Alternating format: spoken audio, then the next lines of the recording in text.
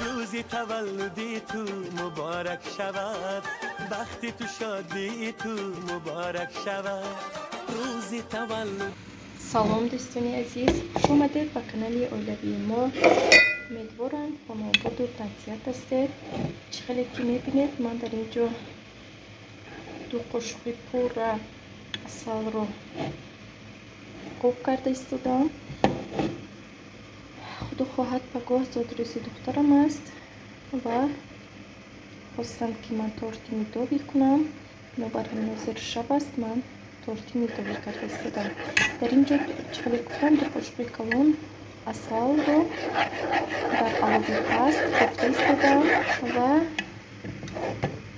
بعد از اون یک قاشقچه سرکه همراه میکنم. باز هم در کفتر 100 گرم روغنی یعنی سکوریچه مسله همراه کرده گفته میگیرم تا رنگ کراملی رو گرفتنش.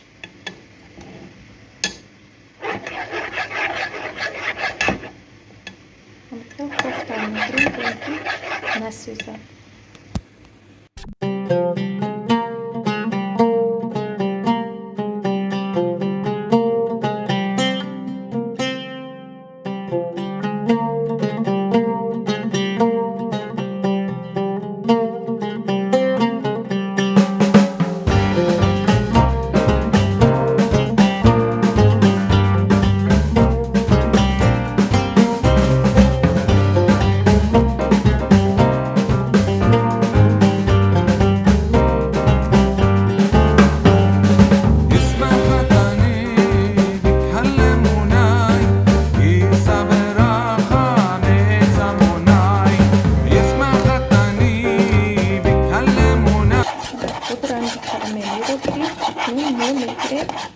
از روی پلیتکا و میمونیم تا اینکه خنک شود. در اینجا باشد 6 دانه تخم رو لط میزنیم. 6 دانه تخم رو کم ترکک نمک،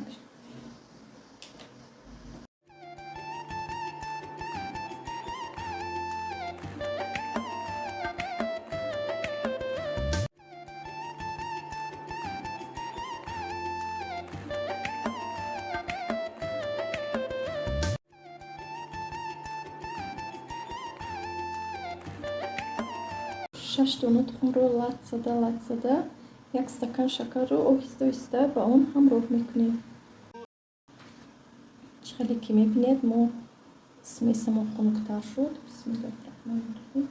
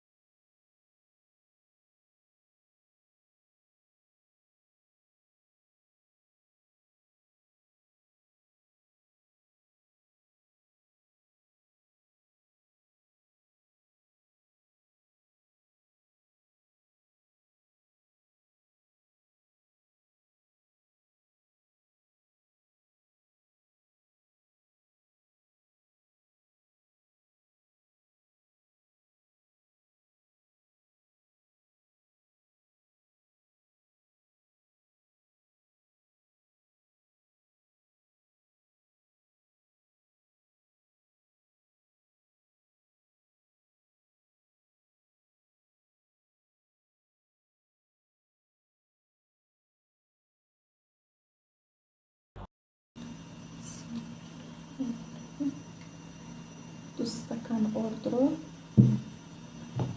با محصولاتمون و آرد بیزک میگذارونیم از این لکچه.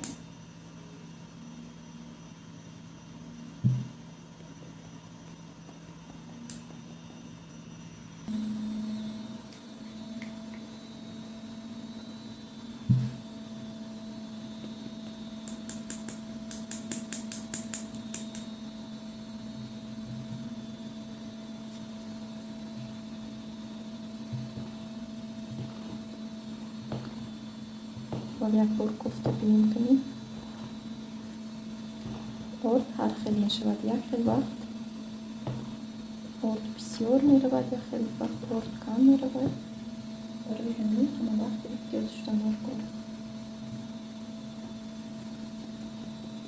در اینجا آغاز ماشین است. اهمیت ندید.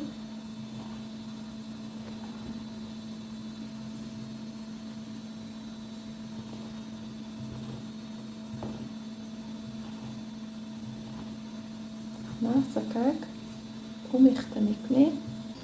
خیلی که میبینید خمیر ما تیار شد.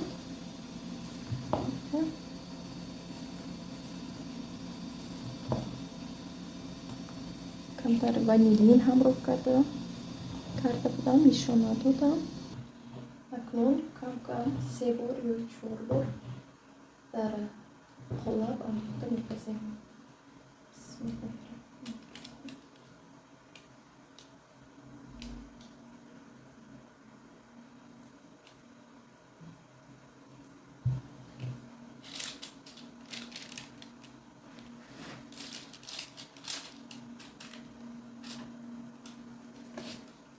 کاغذ میگذاریم، کاغذ پرگمنتی یا که کاغذ پخت بازی و در کاغذ نمیخواد تونوک میکنیم.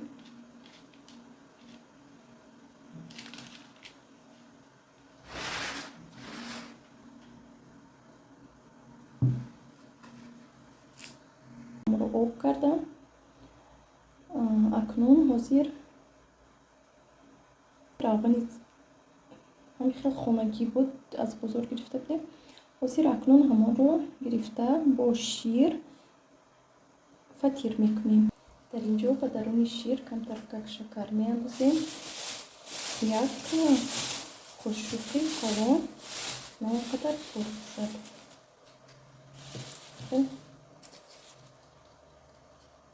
درشت رو میاندازیم.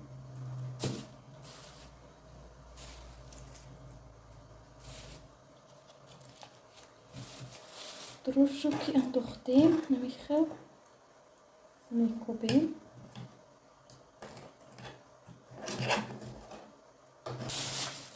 نمیخواد میتوانیم وزیر سر نمک همراه میکنم. نیم قاشق نمک و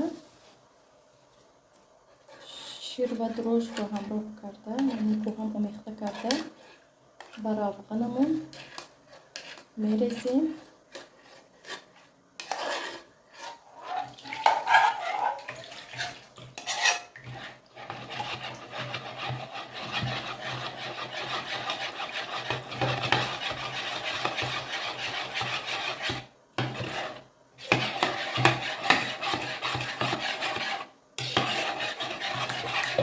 و آرد همراه کرده خمیرمون رو میشوریم.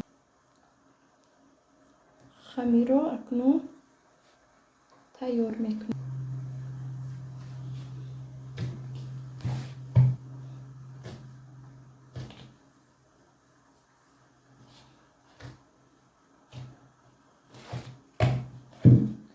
خیلی که میبینید خمیری کلچه ما تیار شد. قرار بینید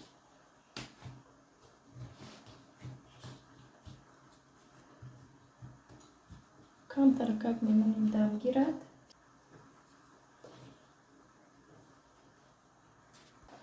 خیلی که میبینید یک قبط تورت ما تیار شد.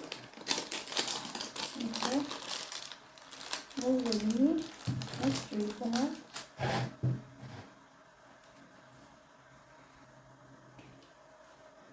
باید باز اکنون یک قبط دیگر میریزیم و میپزیم.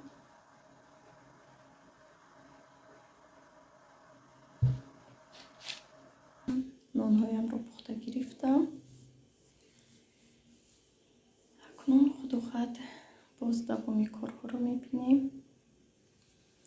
زیر شب است، ساعت 10 تا کم 1 است و در اینجا خمیری سمسه رو هم تیار کرده موندم. در اینجا باشه خیلی که میبینید کارش ها رو نیز پختم. 4 قبط کار شد. چرا رنگش سیاه رنگ آمده است لیکن رنگش عجیب آمدگی است. در اینجا یک آخرش رو میخواد تونو کرده پختم برای کروشکی. هم گرد وقتی که گرد هایش رو برابر میکنم آنها هم در کار میشن. باز این خدا خواهد. дар инҷо бошад. Мурғ ҷӯшта истодааст. Сабзию картошкаро ҷӯшонда гирифтам. Дар инҷо свекла ва сабзи ҷӯшта истодааст. дар инҷо 550 грамм сметана, 380 грамм сгущённое молоко ва загуститель. дар ҳамин ҷо миннатдории худамро ба ҳамаи духтарон расониданиам, чунки видеоҳоро тамошо мекунед, лайку комментарияҳо мемонед. худованд аз ҳар яки шумо розӣ бошад. умедворам боз ҳам видеоҳоро тамошо мекунед ва поделитсия мекунед.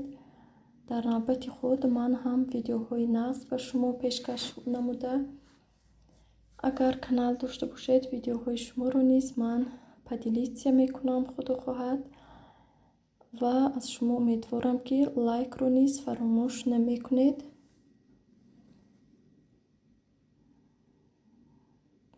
хеле ки мебинед ана михал коржҳоро крем карда боз болои ҳам мегузорам ва аз болояш крошкиҳоро мечушам. бисёриҳо медонанд торти медовиро боз хай метавонем ки рӯяшро крем кунем, ягон ороиш диҳем, лекин ман ҳамин хел кардам.